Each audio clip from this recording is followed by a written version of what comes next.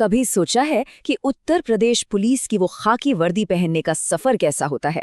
कौन कौन से पड़ाव आते हैं? अगर ये सपना देखते हैं तो हमारे साथ बने रहिए, क्योंकि आज हम इस सफर के हर एक कदम का, पूरे ब्लूप्रिंट का विश्लेषण करने वाले हैं। हम बात करेंगे लिखित परीक्षा की, जो कि पहली और सबसे बड़ी चुनौती है। फिर देखेंगे कि दस्तावेज और शारीरिक जांच में क्या होता है। इसके बाद प्रैक्टिकल स्किल्स की बात होगी और आखिर में हम समझेंगे कि फाइनल मेरिट लिस्ट कैसे बनती है। तो तैयार हैं? चलिए शुरू करते हैं। किसी भी इमारत की तरह इस सफर की नींव भी बहुत मजबूत होनी चाहिए, और वो नींव है लिखित परीक्षा। ये पहली और सबसे अहम बाधा है जिसे पार करना ही होगा।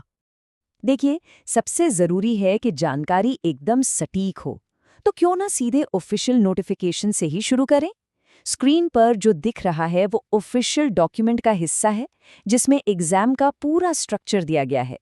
इससे ज्यादा भरोसेमंद और क्या हो सकता है ना? तो एग्जाम को 4 बड़े हिस्सों में बांटा गया है। पहला है सामान्य हिंदी और कंप्यूटर ज्ञान। दूसरा है जनरल अवेयरनेस और करंट अफेयर्स। तीसरा न्यूमेरिकल और मेंटल एबिलिटी, और चौथा है मेंटल एप्टीट्यूड और रीजनिंग। हर सेक्शन के लिए 100 मार्क्स तय हैं, यानी कि हर सब्जेक्ट को बराबर इंपॉर्टेंस दी गई है। तो कुल मिलाकर ये पूरा एग्जाम 400 नंबरों का है। यही वो नंबर है जिसके लिए सारी मेहनत, सारी प्रतिस्पर्धा है। यहाँ हर एक अंक बहुत मायने रखता है। और ये 400 अंक हासिल करने के लिए आपको 200 सवालों के जवाब देने होंगे। मतलब हर सही जवाब आपको मंजिल के 2 अंक और करीब ले जाएगा। लेकिन यहाँ एक बहुत जरूरी बात है जिस पर कई लोग ध्यान नहीं देते। सिर्फ टोटल स्कोर अच्छा लाना काफी नहीं है। आपको हर एक सेक्शन में इंडिविजुअली कम से कम 35% मार्क्स लाने ही होंगे। अगर एक में भी इससे कम रह गए तो आप दौड़ से बाहर हो जाएंगे। ये नियम सुनिश्चित करता है कि कैंडिडेट हर विषय में बेसिक नॉलेज रखता हो। अब जरा सिलेबस पर नजर डालते हैं। पहले सेक्शन में हिंदी व्याकरण, वोकैब्युलरी और साहित्य का ज्ञान परखा जाएगा। साथ ही कंप्यूटर के बेसिक्स जैसे कि ओएस, एमएस ऑफिस और इंटरनेट, ये सब भी आपको पता होना चाहिए। दूसरे सेक्शन का दायरा काफी बड़ा है। इसमें भारतीय इतिहास, संविधान जैसे स्टैटिक विषयों से लेकर देश दुनिया में क्या हो रहा है, यानी कि करंट अफेयर्स, सब कुछ शामिल है। तीसरा सेक्शन आपकी मैथ्स और लॉजिकल स्किल्स को टेस्ट करता है। एक तरफ जहां आपको नंबर सिस्टम और प्रॉफिट लॉस जैसे सवाल हल करने होंगे, वहीं दूसरी तरफ लॉजिकल डायग्राम्स और सीरीज कंप्लीशन जैसे सवालों से आपकी दिमागी कसरत भी होगी। चलिए मान लेते हैं कि लिखित परीक्षा क्लियर हो गई। तो अब आगे क्या? अब आता है अगला पड़ाव, जहां कागजों की जांच और शारीरिक नापजोख होती है। इस स्टेज को कहते हैं डीवीपीएसटी, यानी डॉक्यूमेंट वेरिफिकेशन और फिजिकल स्टैंडर्ड टेस्ट। यहाँ आपके सभी ओरिजिनल डॉक्यूमेंट्स जैसे एजुकेशनल सर्टिफिकेट्स, आरक्षण प्रमाण पत्र, इन सब की बहुत बारीकी से जांच होती है।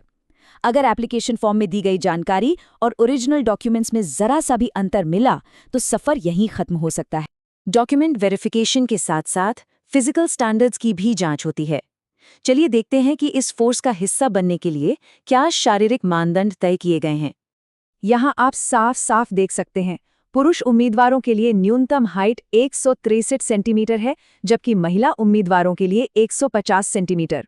पुरुषों के लिए चेस्ट का माप भी जरूरी है और महिलाओं के लिए न्यूनतम 40 किलो वजन होना चाहिए। हाँ, एसटी कैटेगरी के उम्मीदवारों के लिए इन मानकों में कुछ छूट भी दी गई है। और आपकी तसल्ली के लिए ये रहा ऑफिशियल नोटिफिकेशन का वो हिस्सा जिसमें पुरुष उम्मीदवारों के लिए फिजिकल स्टैंडर्ड्स की सारी जानकारी दी गई है। कोई कंफ्यूजन नहीं, सब कुछ साफ और पारदर्शी है। और ठीक इसी तरह ये महिला उम्मीदवारों के लिए ऑफिशियल मानदंड हैं। हमारा मकसद है कि जानकारी सीधे स्रोत से आप तक पहुंचे, ताकि आपको पता हो कि आपसे क्या उम्मीद की जा रही है। तो लिखित परीक्षा हो गई, डॉक्यूमेंट्स चेक हो गए और फिजिकल नापजोख भी पूरी हो गई। इसके बाद नंबर आता है स्किल टेस्ट का। यहाँ आपकी प्रैक्टिकल काबिलियत को परखा जाता है। इन टेस्ट्स में कंप्यूटर टाइपिंग और स्टेनोग्राफी शामिल होती है। ये स्किल्स पुलिस डिपार्टमेंट में एडमिनिस्ट्रेटिव काम के लिए बहुत ज़रूरी हैं। एक बात का ध्यान रखना बेहद ज़रूरी है, ये टेस्ट सिर्फ क्वालिफाइंग नेचर के होते हैं। मतलब आपको बस इन्हें पास करना है, इनके नंबर फाइनल मेरिट लिस्ट में नहीं जोड़े जाएंगे। सारे पड़ाव पार करने के बाद अब वक्त आता है फाइनल मेरिट लिस्ट तैयार करने का। आइए समझते हैं कि ये पूरी प्रक्रिया काम कैसे करती है। यहाँ एक बहुत ही ज़रूरी कॉन्सेप्ट आता है नॉर्मलाइजेशन। क्योंकि एग्ज़ाम अलग अलग शिफ्ट्स में होता है, तो हो सकता है कि किसी शिफ्ट का पेपर आसान हो और किसी का मुश्किल। नॉर्मलाइजेशन एक स्टैटिस्टिकल तरीका है जिससे सभी के स्कोर्स को एडजस्ट किया जाता है, ताकि किसी को भी मुश्किल या आसान पेपर की वजह से कोई नुकसान या फ़ायदा न हो। ये फेयर प्ले सुनिश्चित करने के लिए। अच्छा, अगर दो कैंडिडेट्स के फाइनल मार्क्स बिल्कुल बराबर आ जाएं, तो क्या होगा? इसके लिए भी एक सेट प्रोसीजर है। पहले, जिसके पास कुछ खास क्वालिफिकेशन होगी, उसे प्राथमिकता मिलेगी। अगर फिर भी टाई रहा, तो ज्यादा उम्र वाले कैंडिडेट को चुना जाएगा। और अगर यहाँ भी टाई रहा, तो फिर नाम के अल्फाबेटिकल ऑर्डर से फैसला होगा। और हाँ, फाइनल मेरिट लिस्ट जारी होने से ठीक पहले एक आखिरी पड़ाव और है, मेडिकल एग्जामिनेशन। ये पक्का करने के लिए कि चुने गए उम्मीदवार अपनी ड्यूटी निभाने के लिए मेडिकली पूरी तरह से फिट हैं। तो ये है यूपी पुलिस एसआई और एएसआई बनने का पूरा रोड मैप, पूरा ब्लूप्रिंट। सिलेक्शन प्रोसेस का हर एक चरण, हर एक नियम अब आपके सामने है। अब सवाल ये है कि इस ब्लूप्रिंट के साथ आप अपने भविष्य का निर्माण कैसे करेंगे।